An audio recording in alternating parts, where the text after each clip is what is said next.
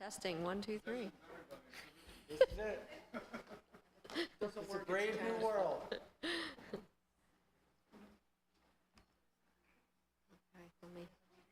let me get back Aren't to they the going to walk top out here. with a clapper? So those of you who might have forgotten, if you want to talk, be heard, Oh, thank you. press the button and the light, where it says push, the red light will go on. And turn it off if you don't. Recording in progress. All right. Good evening, everyone. It's so wonderful to see everybody around the table. It's really a nice change from the screen. I'd like to call the meeting to order. Mr. Colavito, will you take the roll, please? Ms. Driver. Here. Ms. Grillo. Here. Mr. Herbert. Here. Ms. Linthorst. Here. Ms. Long. Here. Mr. Mason. Present. Ms. O'Reilly. Here. Mr. Sawicki. Here. Ms. Williams-Galliano. Here. We do have a quorum. Thank you very much. The New Jersey Open Public Meetings Law was enacted to ensure the right of the public to have advance notice of and to attend the meetings of public bodies at which any business affecting their interests is discussed or acted upon. In accordance with the provisions of the Act, the Hopewell Valley Regional Board of Education has caused notice of this meeting to be published by having the date, time, and place thereof communicated to the Times and the Trentonian on January 6, 2021. This meeting notice was also sent to Comcast Cable and Verizon Fios. The board reserves the right to enter into executive session during all meetings of the Board of Education. The meeting is being videotaped for the purpose of board review, future reference, preparation of the minutes, and viewing on the school district website, www.hvrsd.org. Will you please join me in the flag salute?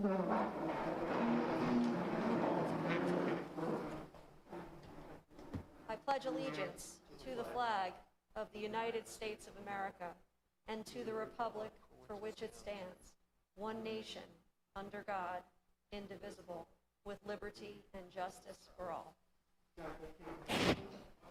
can't hear on Zoom. You want to wait a second?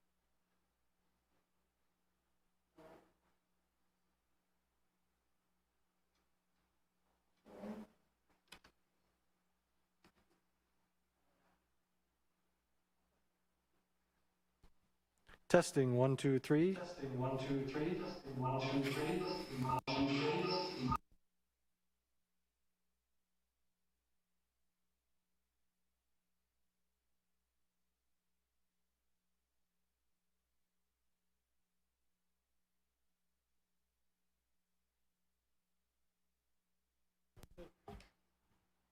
Okay.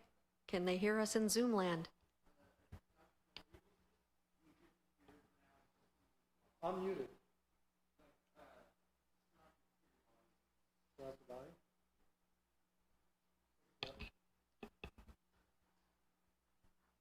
Testing 1, 2. All right, thank you. I'd like to request a motion to accept the minutes from the following meetings: the special meeting with the local municipalities on March 8th, the minutes of the work session meeting on March 8th, and a resolution to approve the minutes of the regular meeting on March 15th. All in favor? Aye. Any opposed or abstaining? The motion carries. Thank you. Ms. Garrity, I see you up there on the screen. I'm glad you could join us. Would you like to present a report this evening? Oh, we can't hear her. So now, do I have to unmute or have to? Okay.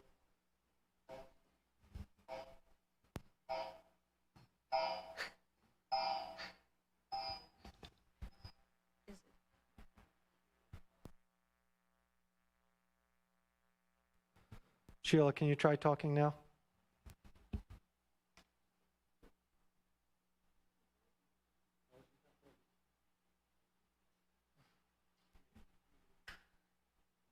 Sheila, can you hear us? Yeah, you're good. We can hear you now, too.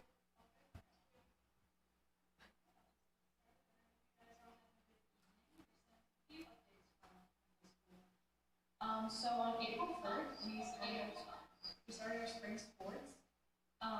And of course, COVID guidelines are still being enforced and players have to wear masks on and off the field. And social distancing is still happening during practice. But something that is different from the past seasons for sports is that more spectators are allowed at games. So in the fall, each player was allowed 2 spectators per game. But now more people can spectate games, so it would give people something else to do and to support their teams at the high school, which is very nice, I think. And recently, after spring break, a lot of students have decided to make the switch from being fully remote to being in person, which is also great to see. I love seeing more people in school, and we're still following COVID guidelines to ensure a safe, healthy environment for both students and staff. And it feels, I know I say this every month when we have more people coming in, but it feels even more normal and more like a regular school year, which I'm very appreciative of. So the high school's community connection for this month is Anchor House, which is an organization that provides safe havens to abused, runaway, homeless, aging out, and at-risk youth throughout New Jersey. And throughout the month, the high school has been collecting paper products, which we will donate at the end of the week, I believe. And something that happened last Friday was our spring pep rally, which was kind of the main source of excitement throughout the school, I think, recently. So the week leading up to Friday, the 23rd, we had a spirit week and a hallway decorating contest. So the way the decorating contest worked was that each grade was assigned a hallway within the school and a color to decorate that hallway with. And the grade with the best looking hallway won $750 for their class. And the winners were the sophomore class, or the class of 2023. And they had, their color was yellow, and they had the 400 wall, and they decorated it with, they had flowers and balloons. It was really amazing, and it excited students to be able to like have fun and do something, to have a competition within grades. So for the pep rally, the way it worked, we had hoped to have the entire school out on the turf, socially distanced, but due to space and just the number of people, that wasn't going to work out. So the way we accommodated was that all seniors and varsity athletes were in person on the turf field, socially distanced, and the rest of the school watched a live stream of the pep rally from their recitation classrooms. And one of the highlights of the pep rally was a stack race that we had. Each grade nominated a student to participate, and the winner of the stack race, they just had to do stack race across the width of the turf field, and whoever won got $250 for their class. And the seniors did take first place, so we won the $250, but all the other grades also won consolation prizes for participating. And that's it for me, guys. Thank you. Thank you, Sheila. Does anyone have any questions for Sheila?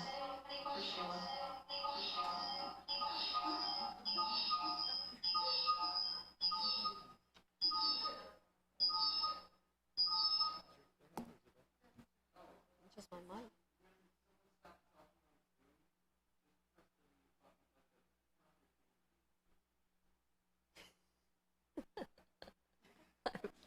I apologize profusely for you are having to listen to that. Did anyone have any questions for Sheila?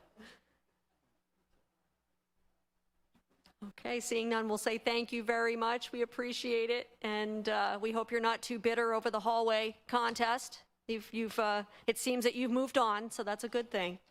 Thank you very much. Okay. So I wanted to extend some words of thanks first and foremost to our fabulous technology staff over here who have allowed this to happen for us tonight, allowed us to all be back together in person successfully and be able to run this meeting smoothly. So thank you guys, we really do appreciate it. Also, I want to say a thank you to Mr. Turnbull and Bear Tavern for the lovely mask that I'm wearing this evening, and make a shameless request that other schools send along their masks as well, because I'd like to represent everyone equally. And then also a thank you to everyone who was involved in the Green Week last week. I hope that all of you had a chance to participate at some point during the week. The festivities were fantastic, and the meetings that I attended were, very well run and really productive, and I felt that I personally gained a lot from the knowledge that was imparted during the week. I was very impressed by all of the efforts undertaken by our students in particular, who are extremely articulate and intelligent and really put themselves out there and kind of showed us the best of what Hopewell has to offer, and also our staff who worked really diligently to pull all of that together, as well as all of our community partners who helped with the week as well. I don't know, as a member of the Green Team, Mr. Sawicki, if you had anything to add to that. No, I didn't. If anything, I know a lot of planning went into it, both in terms of the staff as well as the community members. So, again, a lot of people to be applauded for their work. Absolutely. Too many to name here, but I will say that at our May regular meeting, we will be recognizing our eco warriors from each of the schools, and we will also be getting a more comprehensive update post Green Week for all of us to hear. So thank you again to everyone for that. Tonight, as part of our Personnel Committee agenda, the board will be accepting the retirement of Dr. Tom Smith. And Tom, I'm sorry to say that. They're difficult words to utter, but we all need to move deliberately through the stages of grief here to allow ourselves to process. So there you go. But in all seriousness, I did share at our work session 2 weeks ago, and I know that I speak for my fellow board members when I say that we and many others in the district were sorry to hear that you would be moving on, but we're also so happy for you and your family as you take this next step in your career.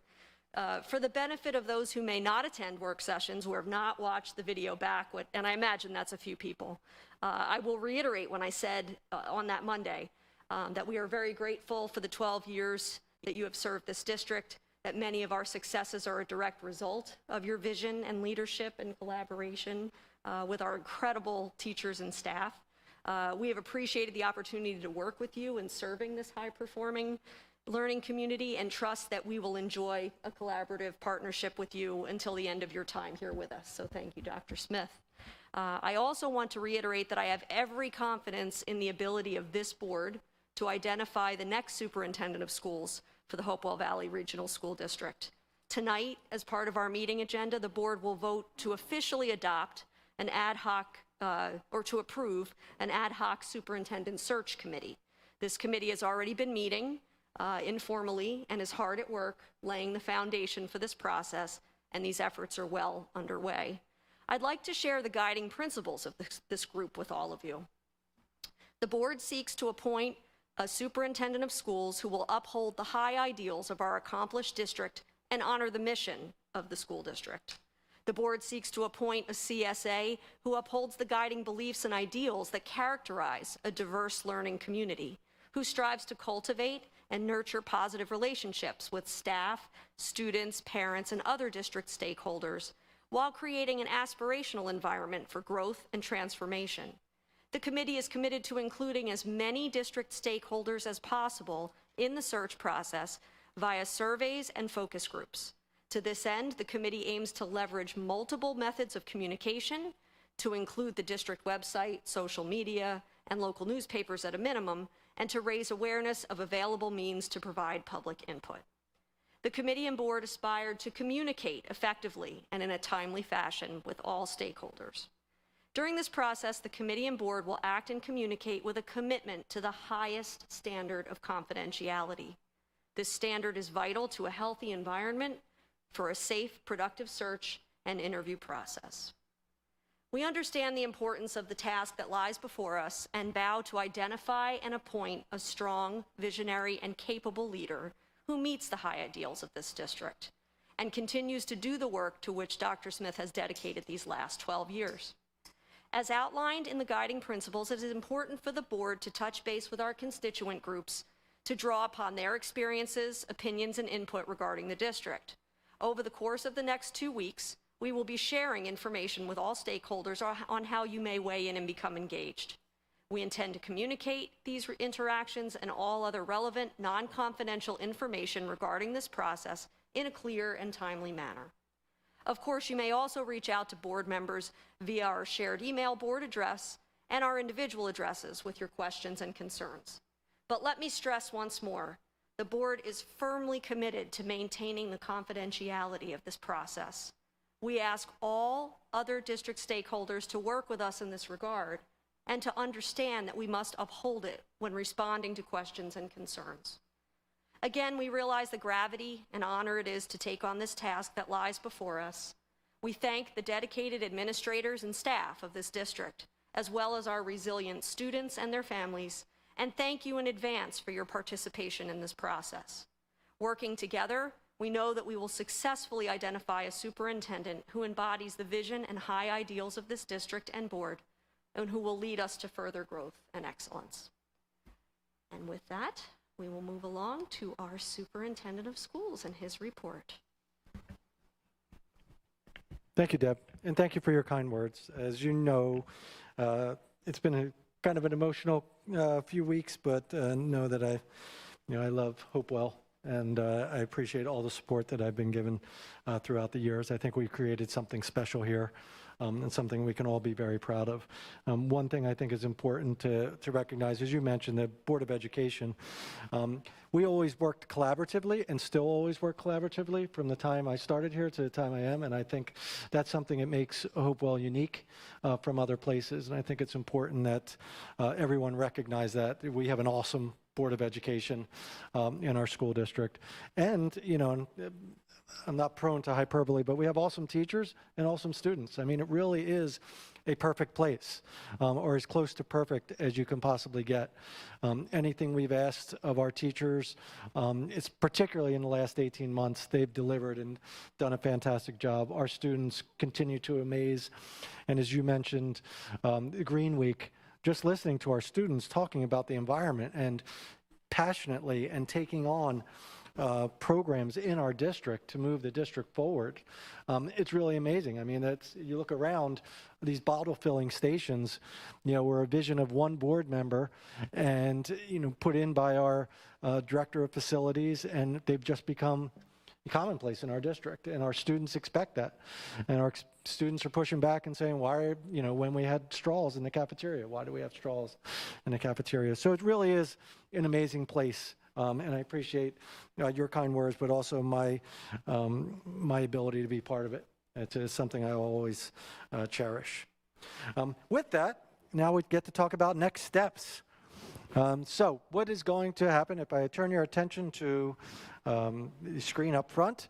I sent out an update last Thursday to the community. I'm just going to, I know you've seen these slides before, but I ask you just to humor me for those who have not, and for this to go on the record of kind of where we are.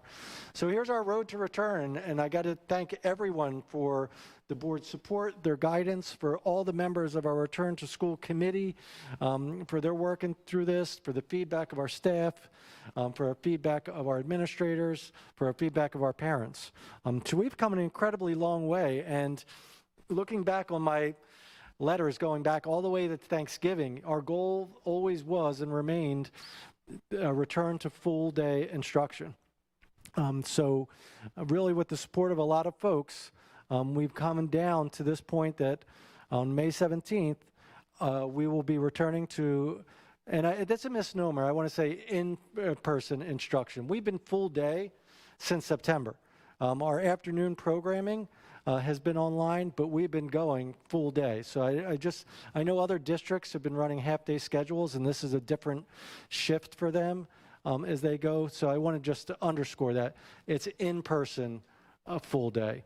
Also clearing up something that I think was a concern to some folks is remote will remain an option for the rest of the school year. We're not forcing anybody to come back or forcing anybody to be here. Remote will remain an option for students for the rest of the school year. Summer programming, I've shared about this, and I'll just do a slide about that, but I'm putting in a plug here. Wednesday night at 6:30, we're going to tweet this out, put it on Facebook again, and send out an email. You could see Dr. Therese and Mrs. DiNardo in the flesh, talking about what our summer programming will look like, and you can ask questions, Rosetta. Rosetta will be entertaining questions that evening. In all seriousness, we really put together a strong program, and my hat is off to Dr. Therese and Ms. DiNardo for their work on this. But tune in on Wednesday evening for their presentation. Now, things that are still out there are you'll be getting updates. Parents will be getting updates on what the lunch schedule will look like, how transportation will look, and any schedule details will be shared by our building principals. I think I shared with the Board of Education at the high school, for example, we'll be running APs for part of May. So their schedule will look a little different than other buildings, but we're all moving forward to get to us to an in-person day, full day, traditional schedule day. And something else I think I just want you to be aware of, we did a huge push to support our staff members with their vaccinations. Our focus now turns to assisting with student vaccinations. I had a call with the Department of Health today and also Capitol Health, pledging our support as a school district and as a school that we are here, we are ready, we are willing, we are able to put that in place. I think everyone is aware that certain vaccines are approved for age 16 and up, and that we as a school district are ready to make that available to our students. We're just waiting for the vaccine to make that happen. More details will follow, but know that we've started, those of you who remember, our letter writing campaign for the staff members. We're starting that with students and enabling districts to really support our students through this. Not forcing anybody, but just saying that as a school district, we will be ready, willing, and able to do that when the time comes. Other things that have been coming up, and if you've read anything or heard anything about the governor's speech today, opened up and provided more guidelines for graduation and the prom. Our graduation will be in person, will be outside. We will have our prom and junior prom. We will be running our 9th grade transition day. The play is running. The choir and band and orchestra concerts are running on the high school level. I believe both plays are running, the middle school and the high school play. We're going to be doing an 8th grade moving up celebration, the 6th grade transition day where our 5th graders move over to the middle school is going to be happening. And our 5th grade moving up and clap-outs are going to be happening. Again, all these will look a little bit differently, as Sheila shared, where our pep rally looked a little differently. But we really want to get back as close to normal as possible and ensure that our students are having their traditional experiences. As I mentioned, and I won't belabor this, because on Wednesday evening at 6:30 p.m., Dr. Therese and Ms. DiNardo will be presenting our extended school year summer programming. But just know that our extended school year for students with IEPs will run July 6th through August 5th. There will be an extended program from August 9th through the 27th. We'll be running mental health programming throughout the summer, and I want to underscore this again because I don't know many districts are doing this. The individual and small group counseling will take place to identified students throughout the summer. And general education programming, Dr. Therese did an update last work session, but we're going to we're in the process of identifying students who might need some extra help, students who need credit recovery, students who want to stretch themselves by taking some of the upper level classes, academic at-risk students, but also students will be invited, but it's open to anyone. So for more details, tune in Wednesday at 6:30 p.m. And it will be recorded. It will be recorded, and Dr. Therese will take questions. Just again, I've gotten a couple of emails on this. I thought we were clear, but the state has postponed the New Jersey SLA. That is our annual assessment this spring. We will be running our assessment in district assessment program, traditionally known as kind of benchmarks, that they're going to take place from May 24th through June 6th. during class time. It's not, we're not going to shut down school or do anything, but they will take place during class time, and there's no significant difference in things we have done in the past. Correct, Dr. Treese? Correct. Yes, oh, I'm sorry. Yes, thank you, thank you. That's just during that window. They can pick the day. And again, September plans. As of today, we're planning to return full day, 5 days a week. Accommodations will be made based on our experiences of returning to in-person full day this year. We will be providing mental health supports in the coming weeks. The board will be asked to approve our partnership with Rutgers to really provide a high level of support for our students. We're excited about moving forward with this for our students. So I think that brings me to the end of my update with this. So I'm more than happy to entertain any questions that you might have regarding this. And then I'm going to turn it over to, I think we then transition into our budget discussion. But I'm happy to answer any questions you might have regarding where we are in our process. Tom, I just had one question, like looking at those dates for our assessments. I don't remember the exact dates, but do those overlap the AP examination dates? And if so, like, would it make sense for the high school to like not be giving those exams during APs just because it's a pretty intense time? It goes up to grade 11. It's only certain courses that are tested on the NJSLA. So they'll work and coordinate with the AP. I was saying that these are assessments that align to what they would be giving on the NJSLA, and it only goes up through grade 11. Those courses that the NJSLA test, which is geometry, algebra, and then 3 through 8. So it should be fine with the AP exams, but certainly students would not be affected by this if they're taking those exams. We wouldn't worry them with this particular test. Oh, I know. I'm just saying, like, if you have an 11th grader or 10th, there's some 10th and 11th graders Right, but who take them. because they're so, taking like, geometry. Oh, I know, but Right, they may so- have an English exam during that time period. So I'm just saying, like, During their class period, they would take it. And if that, we're going to work with their schedule. We're not going to, this is just something for our own internal data. If we have a kid that has to not take this assessment because they're taking the AP exam, that's fine. yeah, that's what I was. Yes. Okay, thank you. Any other questions for Dr. Smith or Dr. Treese? Okay, seeing none, we'll say thank you for that report. In case you forgot, Wednesday at 6:30 p.m., Dr. Treese will be available to answer your questions. Thank you very much. We will move into the public hearing and special opportunity for public comment on the 2021-22 budget and eventually the adoption of the budget. So we will start with the presentation, please. Sure.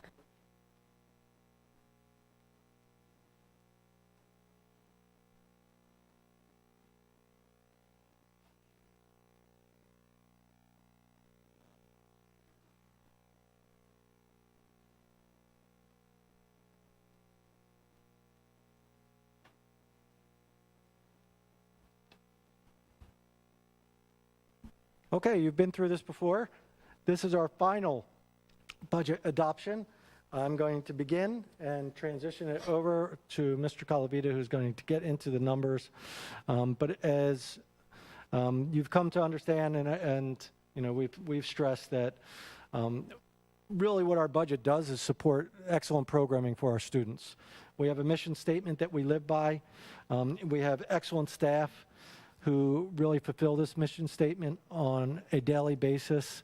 I couldn't be prouder of their work and or of our students. And I really want to focus on the bottom bullet of a tremendous amount of work that we've done, Dr. Treese has done, Ms. DiNardo has done, Ms. Smith has done in terms of our HR, and Mr. Calavita actually has done in bringing it on a statewide level, is valuing a culture of respect which values diversity. We're not always perfect, but this has really become the focal point of our efforts in the last couple of years. And it's important to recognize that this takes place in anything. So even if you participated in our Green Week, we had a lot of discussion about what is equity in that? What is diversity in terms of opportunities, not only academic opportunities, but everything that we do in our district? So I just want to give that shout out and just say, we all need to remember why we're here. And important roles for HVRSD plays in our community. Again, we've taken on roles that other districts have not, hosting community forums, really moving forward. The food pantry has found a permanent home in our admin gym next to the board office, and Mayor Lawver and our own Deb Linthorst have really been the shepherds of that work. And we hosted the vaccine clinic, and we're willing, ready, and able to host again for our students and for our community. Budget calendar, you've been through it. This is it. Those of you with us back in August when we started talking about, does anybody remember the first budget presentation? Do you remember, Mr. Calavita? Facilities and maintenance. Facilities and maintenance, 45 minutes long, but we won't mention that. But really, I mean, we went through in depth through a lot of our work, and it was, I think you can go back and look through it, that we try to do an excellent job of being open and transparent in everything that we're spending on. Our budget is open to anybody who would like to see it. But by beginning in the summer, you get to see some snapshots of our biggest budget drivers. That took us all the way through the winter months. And as we said, when we get to April, it'll be nice and warm. On Wednesday, it was 87 degrees, I believe it's going to be. So we've made it. We made it through the spring, we made it through the winter, and we made it through our budget process. Tonight, you are asked to vote on our budget for next year. Oh, excuse me for 1 second. All right. So our budget highlights. You will see all existing programs and services are maintained. We do have some systemic and systematic staff reductions, which we planned for. But healthcare, again, I have to really compliment the Board of Education because not everybody functions this way, but they really took a chance on something that was novel for us, but this has really saved us. By moving to self-insurance, our second biggest cost center has had a 0% increase for the second year. And that's, again, my hat's off to Mr. Calavita for getting us there. That is the result of bringing us in at a 0% tax levy. Shoot, sorry. So you've seen this before, again, just local, how we operate is our local tax sources. We we recognize and understand that our local taxes pay 86% of our budget. We are good stewards of our taxes, we believe. Our fund balance accounts for about 7%, and our miscellaneous income is about 1%. State sources, on the other side, account for about 4%. State aid comes in for about 0.3%, and state aid for debt service is about 0.5%. But again, every little bit helps. Again, you've seen this before, but I think you recognize that the best, we don't make widgets, we form children. And what that is, we have excellent staff members. They receive salaries and benefits to support our students. We're a human resources business, and 75% of our budget goes to fund that.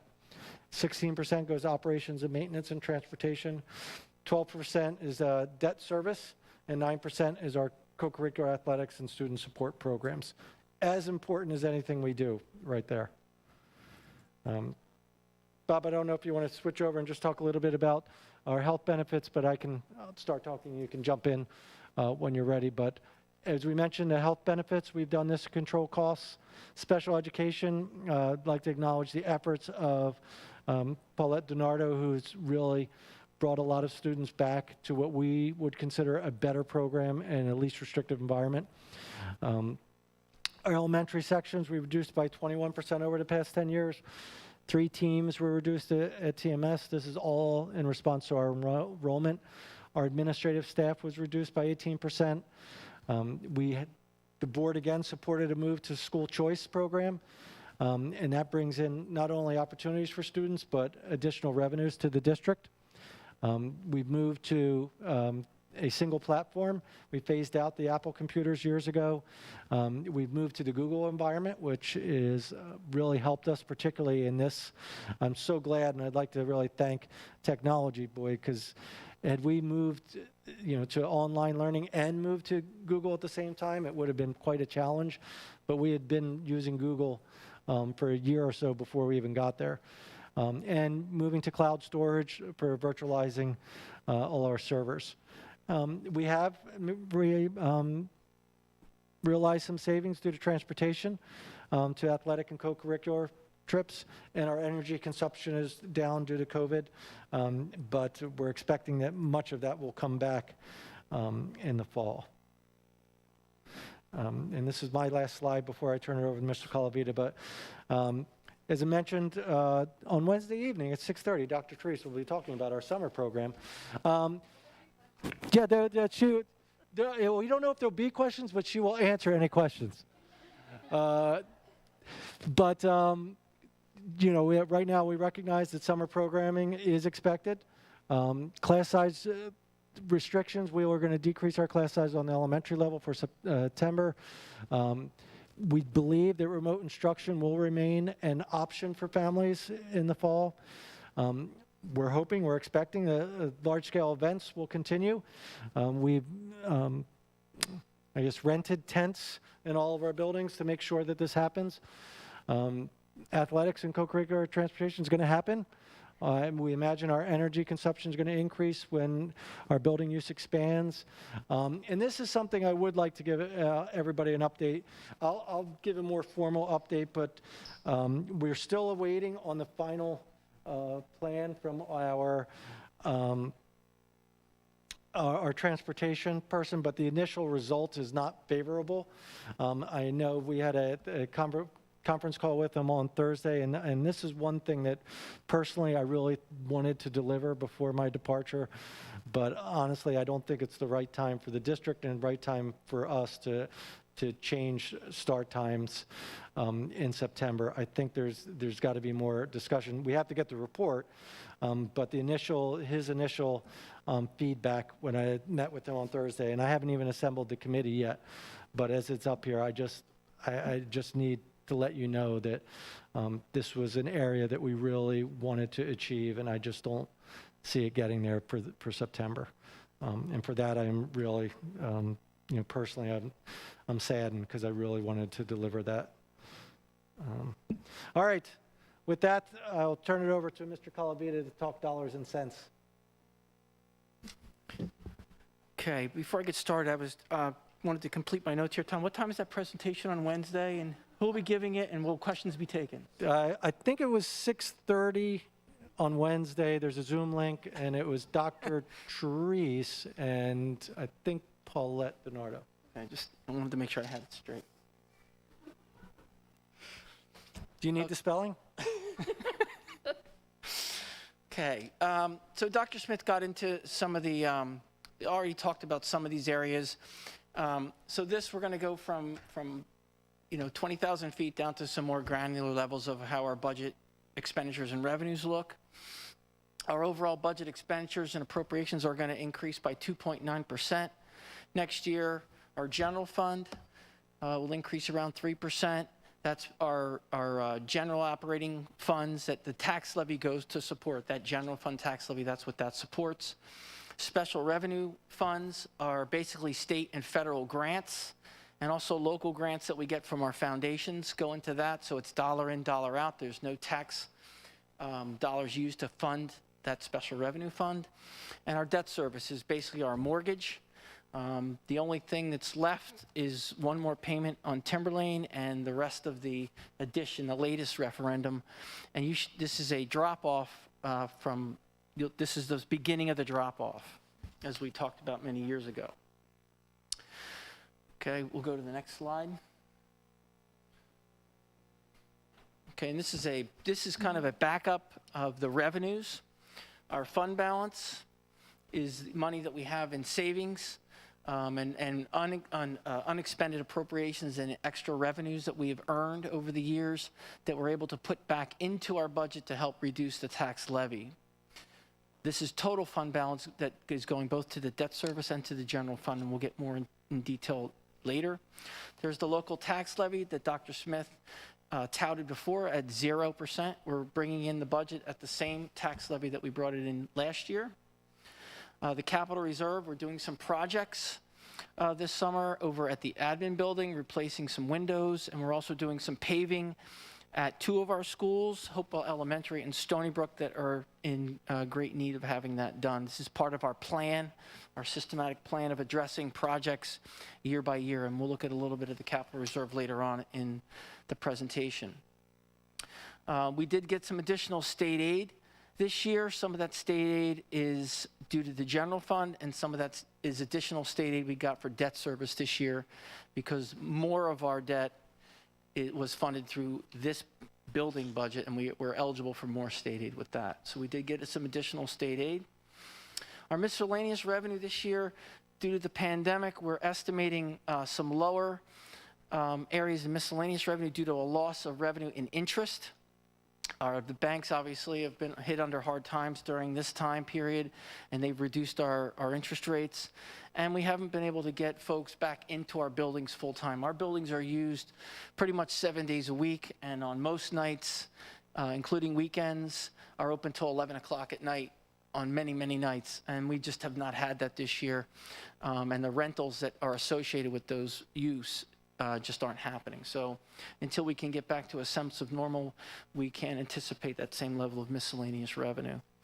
And federal aid, again, all of our federal aid is special revenue money that goes to fund those grants and items like that. We did get some additional Title I monies estimated in the coming year, as well as IDEA monies that we're anticipating.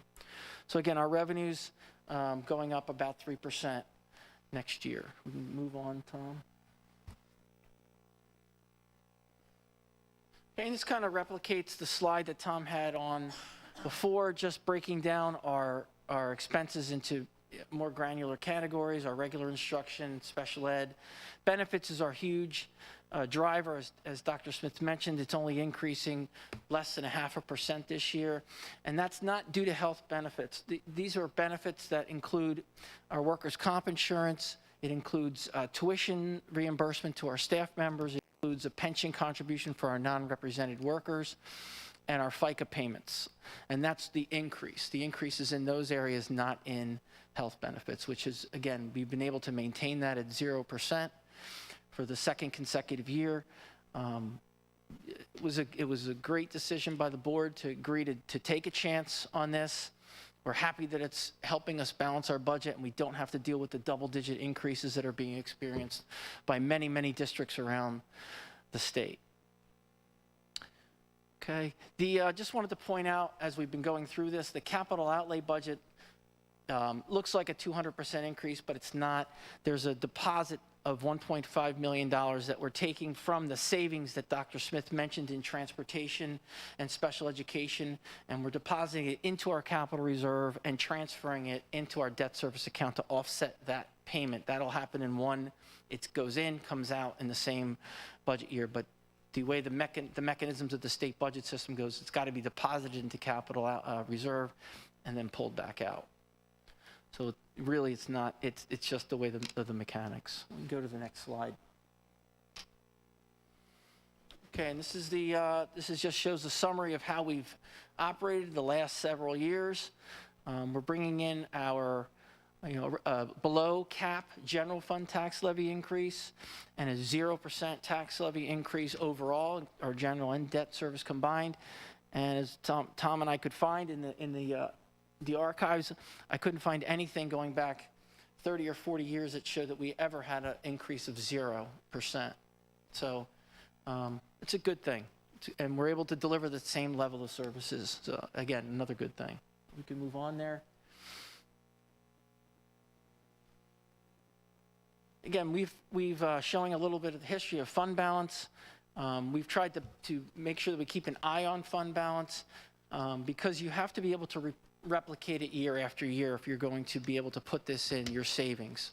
And trying to maintain a fair amount of savings to handle situations that may come up that are unplanned. And that's what we use our fund balance for.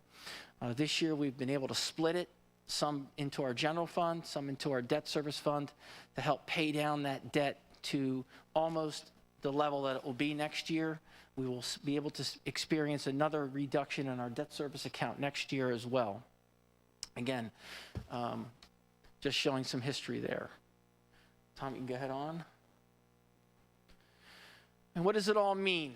We are bringing in a budget at a 0% tax levy, but it does mean, even though we're not raising any additional monies, the way and we'll get to this in a minute, but the way the municipalities are divided up, because we have 3 municipalities, they are all handled differently. Hopewell Borough will see a 2-cent increase in their tax rate, Hopewell Township a 4-cent increase, and Pennington Borough's rate will remain flat. To the average taxpayer of a house ranging in right around $500,000 in each of the boroughs and township, you'll see an increase in Hopewell Borough of $85 on that average house, $196 in the township, and a minus $8 decrease in Pennington Borough. And if you want to calculate your own at home, it's that general formula. You figure out what your assessed value is. Usually it's on your tax statement. Divide that number by 100 and multiply it by that tax rate, and that will give you what your school tax bill should be. Okay, we can move on. Okay, what's driving it? Why did we have increases in Hopewell Borough and Hopewell Township? It's largely driven by the ratables. Hopewell Borough saw an $88,000 increase to their ratables, which means they would take up a greater share, and we'll see that on another slide.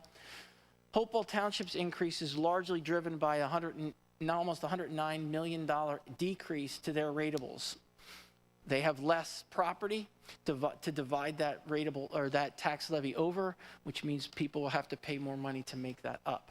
Pennington Borough, they're seeing a 0 overall tax rate because their ratables increased by almost over $5 million due to some additional properties that were brought on the books.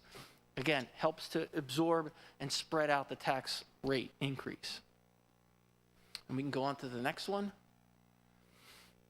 And this just shows history. Because we are a regional district, our tax dollars are divided among the 3 municipalities based upon a formula developed by the Mercer County Office of Tax. Hopewell Borough will contribute $6.83 for every 100. Hopewell Township, $82.86 for every 100. And Pennington Borough, $10.31 for every 100. And as you can see, Hopewell Borough grew in the amount they contribute. Hopewell Township dropped a little bit, and Pennington Borough increased a little bit. Okay, so there's a correlation between percent share and ratables that help derive that tax rate. And we can go on a little bit. Again, this is our capital reserve, how we've used our capital reserve over the years. We take our savings and that we make each year, or that we're able to generate each year, and we put it towards improvements to the district that we don't have to use referendum monies, dollars for. So we were able to do this. If we achieve savings within a budget year, we try to put that money back into the infrastructure so that we can pick off pieces little by little instead of large chunks. Okay, over the last several years, we've done generators, we've refurbished playgrounds, we've done secure vestibules and additional generators at our elementary schools. Last year, we did a lot of paving at many of our facilities. We're doing some more paving this year, and we're going to do some upgrades to our administration building. Just a little projection going out, we do have additional paving to do at some of our other elementary schools in 22-23. We have boiler work that we're looking at, some additional HVAC infrastructure that we'll be addressing in out years, possible ADA accessibility at Tollgate going forward. And again, as things pop up, there's a Finance and Facilities Committee that addresses this issue each summer and fall. So this money that goes into our capital reserve and is spent goes through a very comprehensive review process by the board, who ultimately decides on the amount of money that they want to put towards these projects and how much we want to put into our capital reserve. So again, it's a very comprehensive and thoughtful process. Okay, moving on there. I think that brings us to the end of the formal part, and at this point, we'll entertain questions from the board and then the public.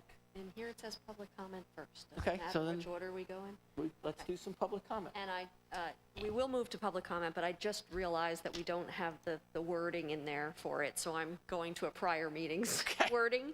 But just to be clear, we are accepting public comment either here in person, and I don't believe we have anyone attending in person, or we will accept the Google form online. And we'll But also I don't, are We'll we, set Zoom too.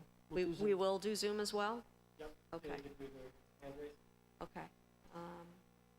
I don't have that wording pulled up, but I'll try to fudge it. I can find it for you. Members of the public are invited to address the board on any matter for a maximum of 3 minutes during this portion of the meeting. You are asked to state your name, address, and municipality. In response to your comments, the Board of Education may respond or direct the superintendent to do so. The board may also opt to take the matter up at a future meeting so that the matter is researched by district administration. If you would like to make public comment via Zoom, you may use the hand raise function, and we will unmute you and allow you to speak.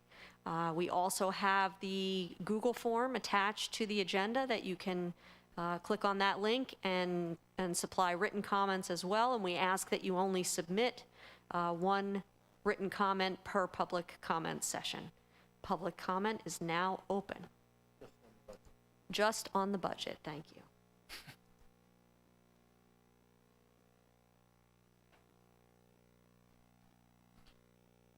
Don't see any hands. We'll give it a minute and see if we have anyone out there, and I'm not seeing any forms at the moment either, but we'll wait a few moments. Don't see anything.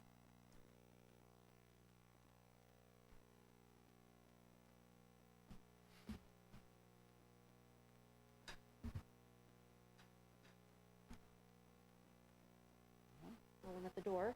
No one banging down the door? I don't see anything. Okay, with that, the public comment session on the budget is now closed. And I apologize, give me a moment, I need to flip back to the evening's agenda. One moment.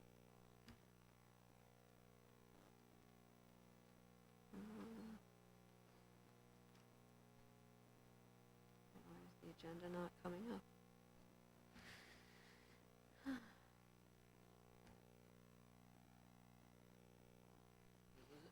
Yeah, I've got it now. No, it's saying join the meeting or print. Okay, thank you. I didn't think that's what it usually said. All right, so with that, we will now entertain any board discussion on the budget.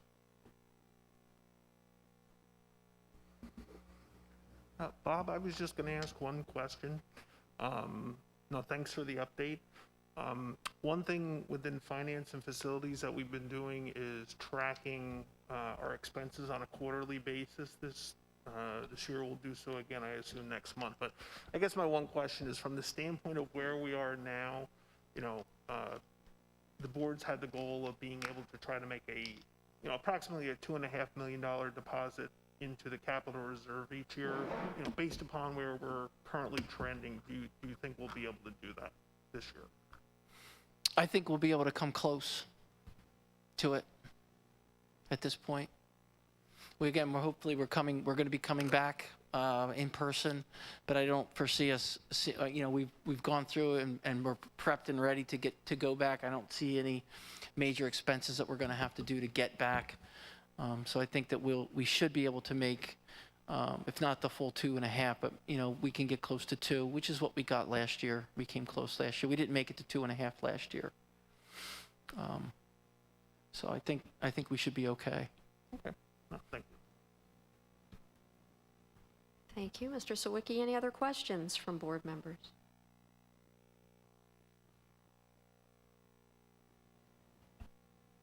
Okay, seeing none, I will thank Dr. Smith and Mr. Calavita again for their presentation and all their diligence, and I'll thank the members of the Finance Committee again and all of those who have worked diligently over the course of this year to provide us with reports and updates, and thank everyone for hanging in there through all of this. And with that, I will request a motion that the board adopt the resolution to approve the 2021-2022 annual school budget as presented. This will be a roll call vote. Motion? Did Jenny? Yes. Jenny. Okay, roll call vote. Ms. Driver? Abstain. Ms. Grillo? Yes. Mr. Herbert? Yes. Ms. Long? Yes. Mr. Mason? Yes. Ms. O'Reilly? Abstain. Mr. Sawicki? Yes. Ms. Williams-Galliano? Yes. Ms. Linthorst? Yes. Okay, motion carries. Thank you very much. And we will move on in our agenda. Any items of old business to bring before the board? Okay, we will move on to consent agenda. It's not on the agenda that way, but I was wondering the same thing. Do we need to do a separate public? It's there. It was before old business. Oh, I'm sorry. They were combined under there? Okay. I apologize. We will go to our regular public comment period. Do you happen to have the wording? Because it all just says the New Jersey Public Meetings Act. I guess I'll flip backwards again. Yeah, I don't know why they all say that this evening. I didn't notice that prior. Hold on one second. I should know it by heart by now, right? Yeah, it didn't copy it. I didn't see it. I didn't either. I missed. Sent it back. Here we go. What's wrong, sir? I had it. Hold on. Where did it go? Members of the public are invited to address the board on any matter for a maximum of 3 minutes during this portion of the meeting. When using Zoom, individuals who would like to make a comment are asked to do so using the hand raise notification function to alert the board president of your intent to speak. The board secretary will activate your ability or unmute you during the public comment. You are asked to state your name, address, and municipality. In response to your comments, the Board of Education may respond or direct the superintendent to do so. The board may also opt to take the matter up at a future meeting so that the matter is researched by the district administration. You may also make public comment via the Google form that is on the link in the agenda. Again, please write your name, address, and municipality. Written comments will be read for 3 minutes. Only one written comment per public comment session.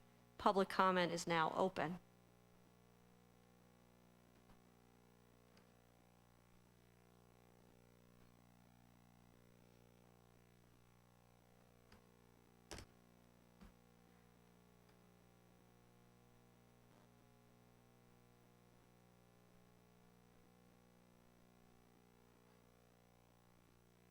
I'm not seeing any Google Forms. Am I missing anything? No?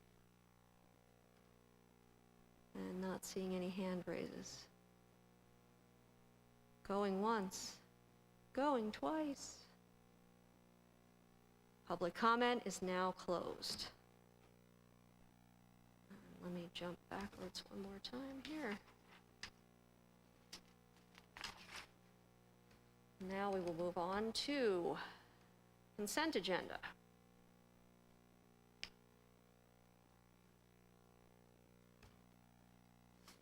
I will request a motion that the board approve the consent agenda items that have been marked by an asterisk.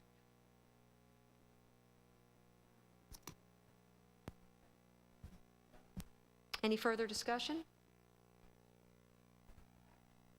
All in favor? Aye. Any opposed or abstaining? Motion carries. Mr. Sawicki, would you like to give a Finance Committee report? Sure. Thank Can I have a motion to approve the items on the agenda, please? Absolutely. Thank you. Second. Okay, so we had a I meeting did. about a week and a half ago. I'm sorry, it was before the work session. I apologize.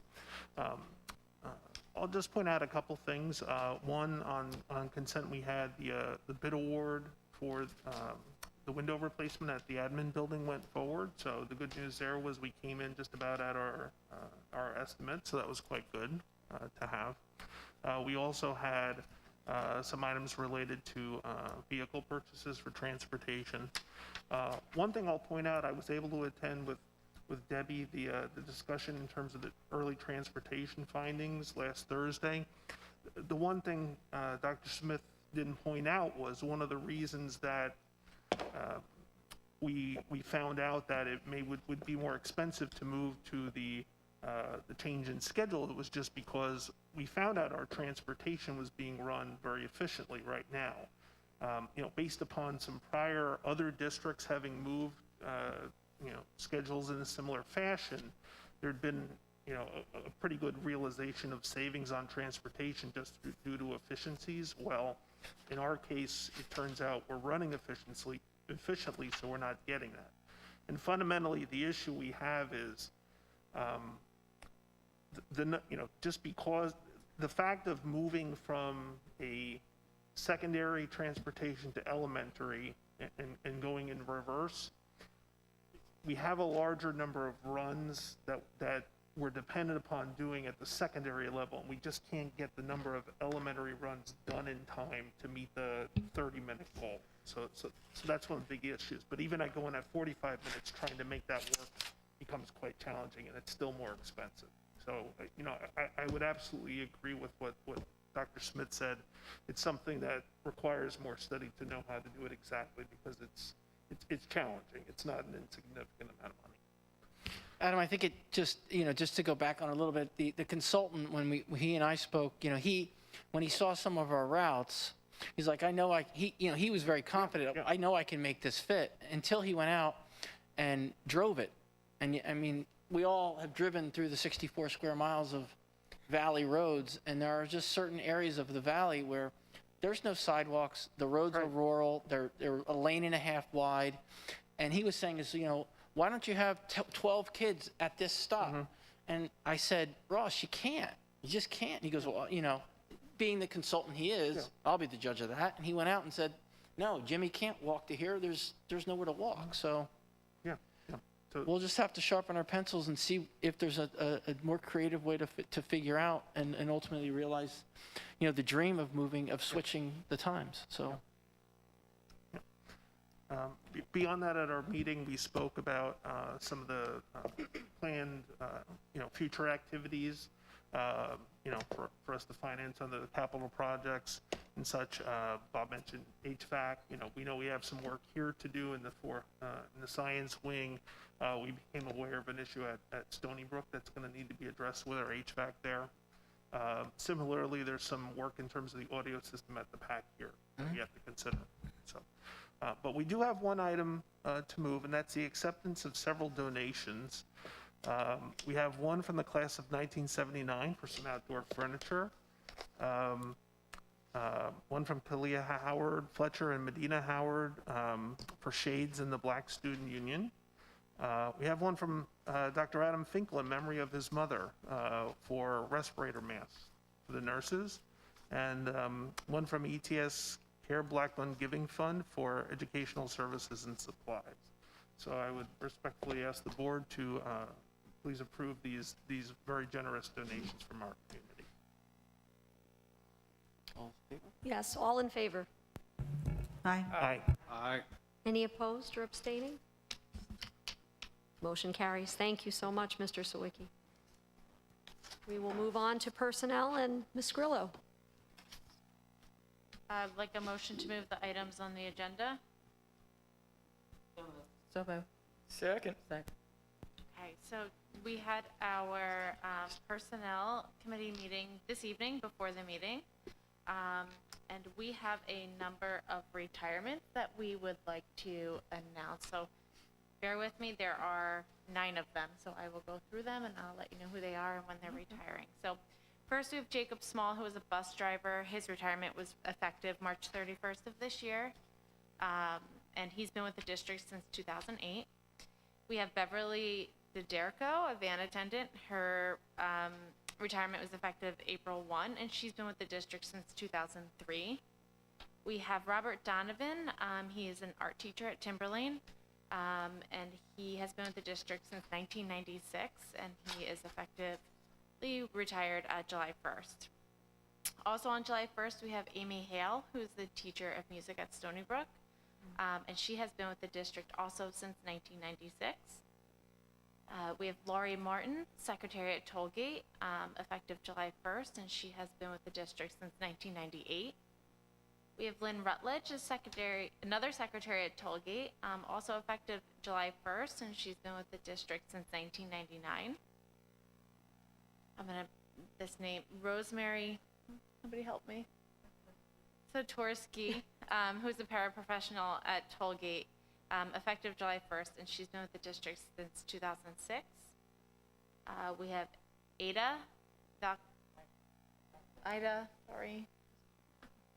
Valkar, who is the secretary in pupil services, effective July 1st. She's been with the district since 2008. And we have Lisa Carroll, teacher of French and Spanish at Timberlane. Her retirement will not be effective until December 31st of this year, but she has already given us notice, and she has been with the district since 1998. So we have some pretty long tenured people in the district who are retiring this year. So we thank them very much for their service. Also during Personnel Committee, we talked about some updated job descriptions that have not been updated since 2002. So Tana reviewed the head day custodian and head night custodian job descriptions. So we took a look at those, and they will be reviewed with their departments forthcoming. We also talked about the district safety drill. Every year there's a large scale safety drill with the police department and first responders. This year we did not want to miss that, and we do not want to miss that. So that will be forthcoming in May, June. It will be semi-large scale, and it will adhere to social distancing guidelines. That's it.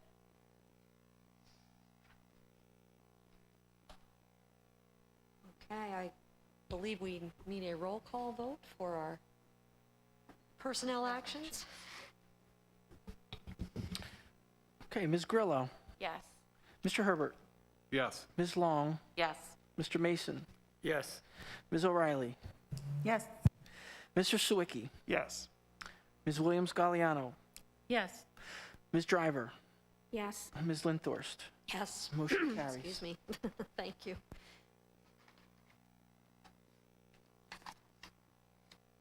Okay, moving along. Ed Program Committee. Do we have a report? Yes.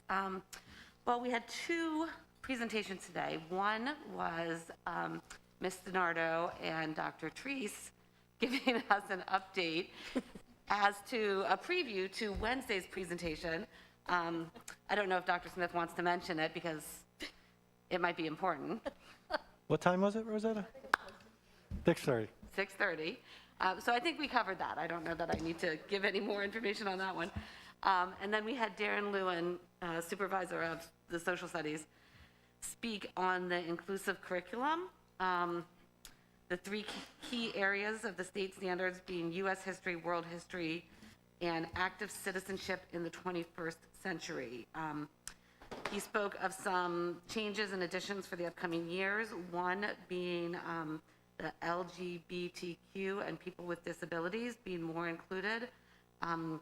The law says where it is appropriate to include in the curriculum through discussions, readings, etc.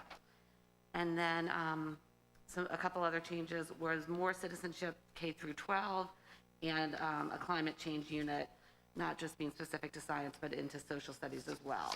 So, and all of the slide decks, the presentations are on board docs. if anybody wants to see the full presentations. Or you can go Wednesday at 6:30 and hear Dr. Therese and Ms. DiNardo present about that. Thank you. And questions? Questions? Thank you, Ms. Long. Any questions for Jenny or Dr. Therese? Or Dr. Smith? Community Relations, Mr. Mason. Thank you. I'm going to keep mine short. In the board president update, kind of covered some of it. We discussed keeping the community up to date with our superintendent search. A lot of it's confidential, but any update, anything we're allowed to give, we will give it as soon as possible. And the only other thing, second edition of Hopewell Highlights is coming out next week. So be on the lookout, and I'm excited about it. It looks really good, and everyone should check it out. Thank you, Mr. Mason. Mr. Herbert, policy. Okay, thank you. So let's see, first we have some policies for abolishment. So I'd first like to request a motion to abolish these policies that are listed here. Second. Okay, thank you. So we have 4 policies. Policy and regulation, actually 3 policies and a regulation. So policy and regulation 7430, both regarding school safety, are no longer required because they are addressed in other policies that have been adopted relating to athletic competition, emergency procedures for sports and other activities, school district security, and so forth. So that policy and regulation we would like to abolish. And then there are 2 policies, 3431.1 and 4431.1, both relating to family leave, which have been consolidated within a new policy, number 1643, which we adopted earlier. So if there are not any comments, I'd like to call for a roll call vote from Mr. Calavita. Ms. Long? Yes. Mr. Mason? Yes. Ms. O'Reilly? Yes. Mr. Sawicki? Yes. Ms. Williams-Galliano? Yes. Ms. Driver? Yes. Ms. Grillo? Yes. Mr. Herbert? Yes. Ms. Linthorst? Yes. Motion carries. Okay, thank you. So next we have 4 policies that are up for first reading. So could I have a motion to approve these policies for first reading? So moved. Second. Okay, thank you. So these policies are, the first is policy 2431.3, heat participation policy for student athlete safety. This policy requires us to follow NJSIAA heat policy regulations. And we also follow this policy at the middle school level, so we added a statement to that effect within the policy. Policy 6360, political contributions. This one requires a political contribution disclosure form for all contracts in excess of $17,500. The revision to the policy clarified that the requirement is for for-profit entities and also expanded the contracted educational services to apply to any federally funded program versus previously it specified some programs. Then we've got policy 7425 and the accompanying regulation, lead testing of water in schools. This policy and regulation outlines requirements for testing drinking water sources in schools. The revision includes a new time constraint within which the superintendent must review testing results. That's been made at 72 hours. And also specifies the year in which testing must take place, which was changed from every 6 years from when you first did it to every third year, beginning in the 21-22 school year. Any comments or questions on those policies and/or regulations? Okay, so we can do this with a voice vote. All in favor of approving these policies for first reading? Aye. Aye. Aye. Any opposed? Okay, the motion carries. Thank you. I'm rolling. Don't stop me. Don't try to stop me now. Okay, now finally we have a batch of policies that are up for second reading. We went over these last month: the board member resignation and removal, Title I fiscal responsibility, student surveys, analysis and/or evaluations, and the Every Student Succeeds Act complaint. So can I have a motion to approve these policies for a second reading? So moved. Thank you.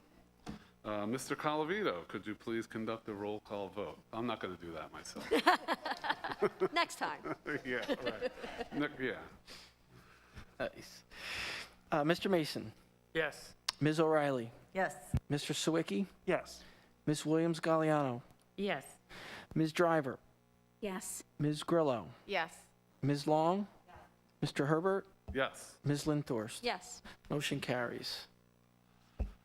Okay, the next item is I'd like to have a motion to accept the resolution that the board established the ad hoc committee for superintendent's search. Debbie went over that earlier tonight. So could we have a motion for that? So moved. Second. Thank you. And I think we can do a voice vote on that? Yes. Okay, all in favor? Aye. Aye. Any opposed? And just so board members understand ad hoc committees, there's a line written in the charge of itself that the committee will cease to exist 60 days after a superintendent has been appointed and has taken office. And if you ever want to do it again, you'd reestablish the committee. Okay. Thank you.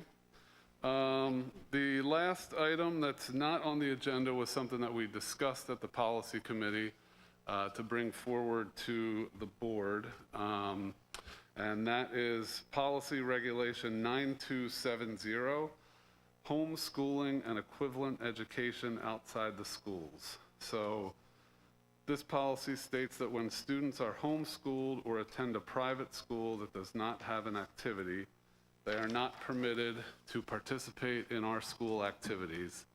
The committee discussed various potential benefits and drawbacks of the policy and felt that the conversation should be continued with the full board.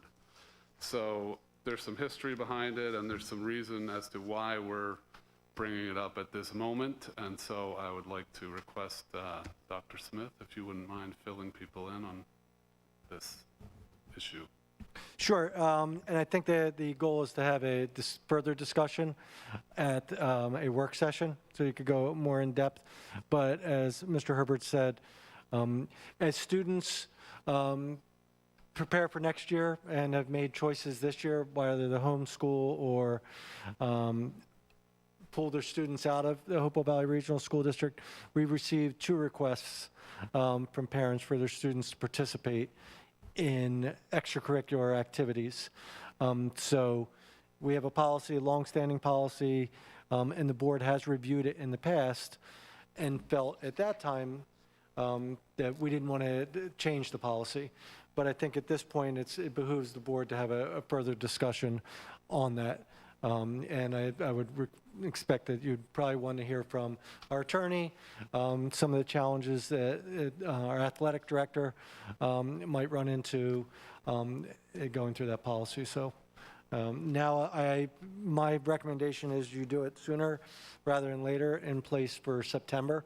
So in the next, in the May work session or the June work session, I think the board should have a discussion about this topic.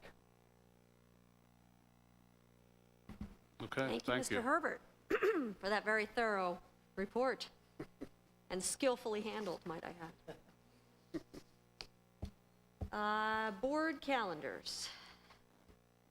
Shall we begin? I think we had a finance committee discussion going as to when we might hold that. Did we decide on the 3rd? Is that where we landed? I was going to ask you if there's any way, we were trying to keep it on the Yeah. 3rd. Yeah, okay. Yeah, I should be able to do it. I was supposed to be flying back from somewhere, but that's now in jeopardy, so I should be okay. What I think we would do is we'd start at 5, and then it would go back right up into the, we're going to get to that in a minute. I know Debbie's probably talked already, but we're back right up against the superintendent search Got it. committee. So Okay, Yeah, that works. finance will be May 3rd. yeah. Yeah, actually, I don't know that the board is aware, but we did, just today, we added another executive session for May 3rd. A meeting with an executive session so that we can discuss superintendent search that evening. So this would be prior to that. Do we have, so personnel would be May 17th, is that correct? Yeah. Okay. Yep. And education committee would also be on the 17th, and that would be the morning version? Yes. On at 10 or 10:30, aren't we? 10 on the 17th. No, May 17th at 10 a.m. And community relations. Any thoughts as to when we might like to do that? We don't need to worry about another highlights anytime soon. No. Normally we do it the Thursday before. I don't know if you're thinking the Thursday before, after we do the work session on the 3rd, to determine if we, as far as communication for the, I'm just, want to do it 13th? 13th Let's works. set for the 13th, and if we need something in something? between, Okay. we'll All figure right, it out. perfect, yeah. Thank you. Stick to the usual. So what time do we want to do? We usually go, like 3:30? 3:30, does that work? Andrew, 3:30? Yes, 3:30? When is it? 13? And policy. What are we looking at? for Maybe the 12th? Does that Should work? work for me. And that's evening? Okay. Yeah, we usually do 6, I think, right? Yeah. Is that good for everyone? Mm-hmm. Okay. Now, here's, the question is, do you want to do a work session at the May meeting after it? Like an executive session? On the You want- 17th? Yeah, at the 17th, or do you want Um, to have your meeting, go into executive session? to discuss the discuss policy matter? Is that enough time, Tom, or do you? Yeah, that's enough time. Is that okay with everybody? Give us a month or so to get everything lined up for that. Okay. And as you also see on the calendar, just to make sure everyone's aware, we also have an exec session scheduled for the 24th. It's going to be yes, the 3rd and the 24th, and then the regular meeting on the 17th. Busy time. Okay. I'll request a motion to approve the May calendar. Second. All in favor? Aye. Any opposed or abstaining? Motion carries. Any items of new business for this evening? I had one, Debbie. I actually just wanted to give some recognition to some of the coaches and staff here. In particular, I want to recognize Coach Dan Williams of the girls volleyball team. It's been quite a month for him. From the standpoint of the girls, he led them to their first state playoff and their first state playoff win. But really what I want to say is he did it in the middle of a fire in his home, which left it uninhabitable. He had to move out with his family. So to do all that and still be there for the team, I think said a lot. And kind of what Dr. Smith was talking about, a year of with the staff and the teachers and their resilience. It was just another really good lesson to the students. So I wanted to just recognize him for that, and also to thank Coaches Venanzi, Coach Tobin, and Principal Riley for making the community know what happened, leading a fundraising for that and all, so to help them. So I Absolutely. thought it was a great story for them.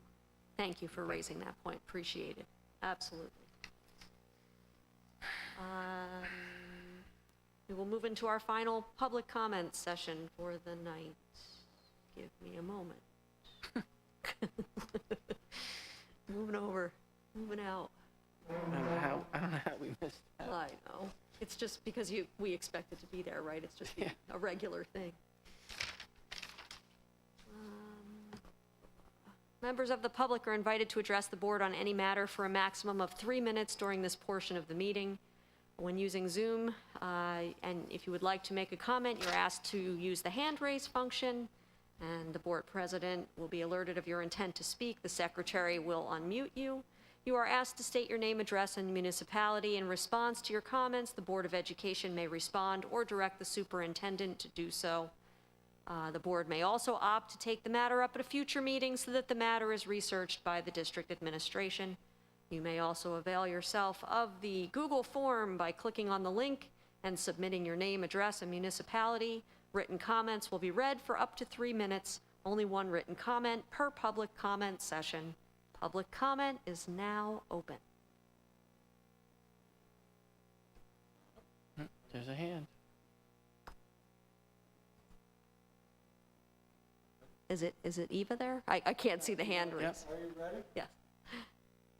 Okay, so I have to play my speaker, right? Hold on, Eva, we're trying.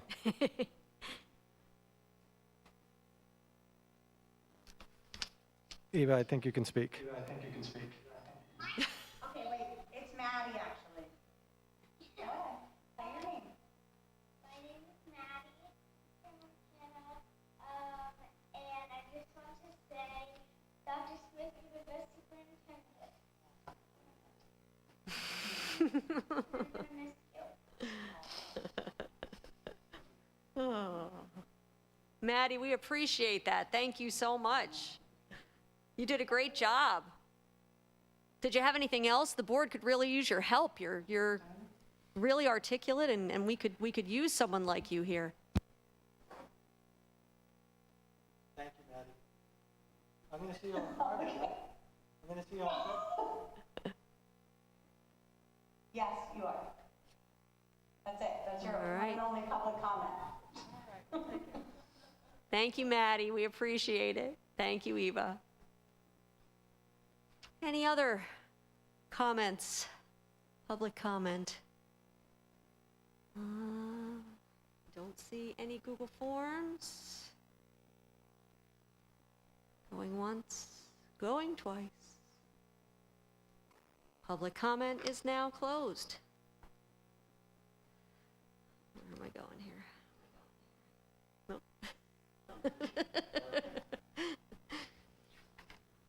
Back to this meeting. Yeah, I got it, thank you. I would like to request a motion to enter into executive session to discuss discuss a matter of harassment, intimidation, and bullying, and the superintendent search. No action will be taken. Second. All in favor? Aye. Any opposed or abstaining? Motion carries. So we're gonna go next door. Stuff that we said we got.